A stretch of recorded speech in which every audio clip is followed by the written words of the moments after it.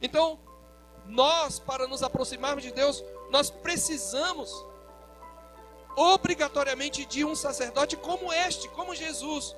E como ele é santo, inculpável, ninguém pode atribuir culpa a ele.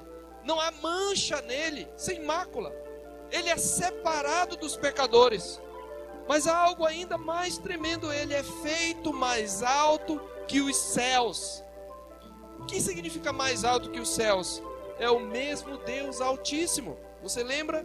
O Deus Altíssimo, Elion. Deus Altíssimo significa aquele que é mais alto que os céus. E os próprios demônios reconhecem. Em Marcos 5:7, por exemplo, em Lucas 8:28, quando um demônio encontra Jesus, diz que temos nós contigo, Jesus, Filho do Deus Altíssimo.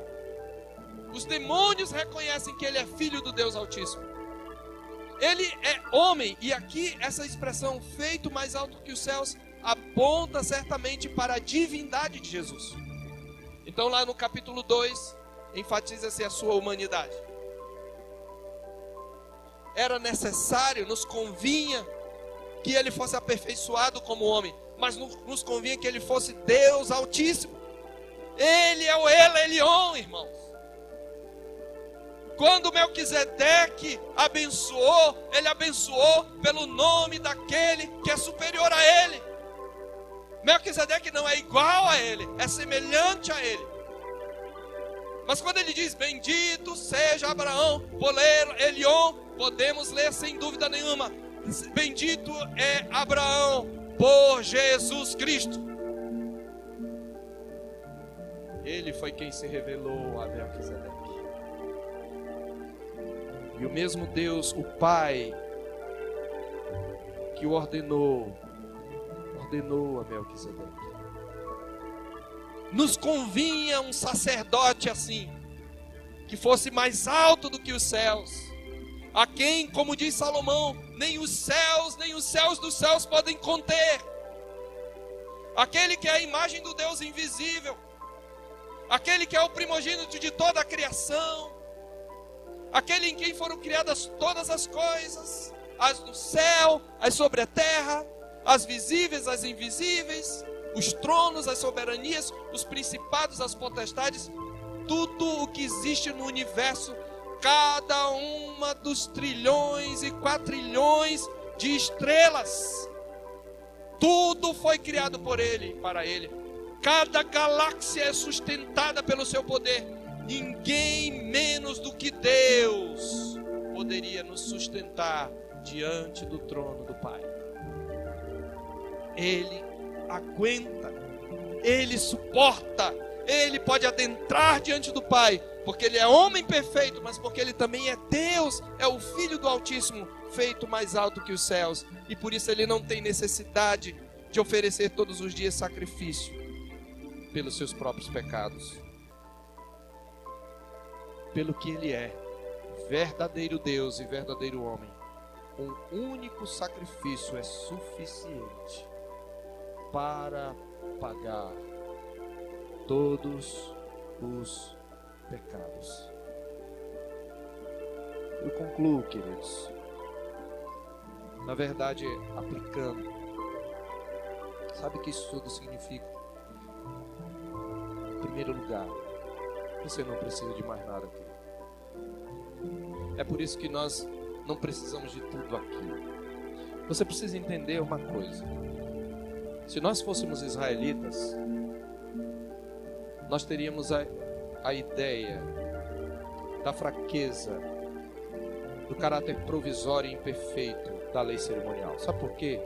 Os israelitas todos os dias tinham que oferecer um sacrifício pela manhã e um à tarde. O altar tinha que ter sacrifício queimando repetido. O sacerdote tinha que entrar uma vez por ano. E cada vez que imagine milhões de pessoas, cada vez que alguém pecava, o sacerdote ia lá e oferecia um sacrifício. E pecava de novo e oferecia um sacrifício. Cheiro de sangue, sangue por todo lado. Sangue salpicado pelo altar, salpicado nas vestes do sacerdote. Esse visual, esse vislumbre, era para mostrar que sem derramamento de sangue não há remissão. Mas essa repetição dos sacrifícios a intercessão do sacerdote contínua, a morte do sacerdote e a necessidade de se colocar outro. Às vezes o outro não era tão bom quanto o anterior. Está dizendo, estes sacerdotes não são suficientes para interceder por nós. Nós precisamos de um sacerdote superior. E Deus disse ao Messias, tu és sacerdote para sempre. Nós não precisamos de mais nada. É por isso que nós não precisamos de sacerdotes. É uma aberração quando uma igreja que se diz evangélica faz os seus pastores se vestirem de sacerdotes, colocarem mitra, etc., e criar um templo de Salomão. Isso não é necessário. Isto é negar o valor permanente da glória do Filho de Deus. Ele habita no meio do seu povo. Que necessidade temos de paramentos? A glória de Deus habita em nosso meio, na pessoa do Filho. Sabe, meus irmãos, quando a igreja começa a encher o seu culto de aparatos, isso significa que a comunhão das almas com Deus está se perdendo. A comunhão que nós temos com Deus é direta por meio de Jesus. Não precisamos mais de ninguém. Não precisamos mais oferecer sacrifício, penitência. Ele fez isto para sempre. É por isso que o nosso culto é simples. Não precisamos de candelabro, nem de arca, nem de óleo ungido, nem de vestes sacerdotais, nem, agora eu posso acrescentar, de cantores ou de celebridades, ou de incluir danças e outras coisas. Sabe por que a igreja coloca isso? Quando a igreja coloca isso, é porque ela está perdendo a comunhão com Deus por meio de Jesus, a glória interior. Não está sendo uma realidade. Por isso o culto na nova aliança é simples, porque Cristo habita em nós, e ao mesmo tempo Ele é mais glorioso.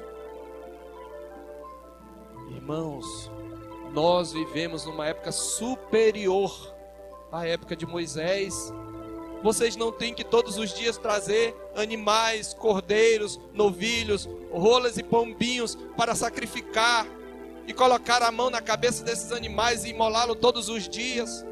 Vocês não vêm aqui e ficam do lado de fora enquanto o pastor fica aqui orando por vocês e oferecendo culto por vocês, e vocês lá pensando o que tem lá dentro do tabernáculo. Vocês podem vir aqui e por nosso Senhor Jesus Cristo adentrar a própria presença de Deus, que não são essas quatro paredes, somos nós mesmos. Somos o santuário vivo de Deus.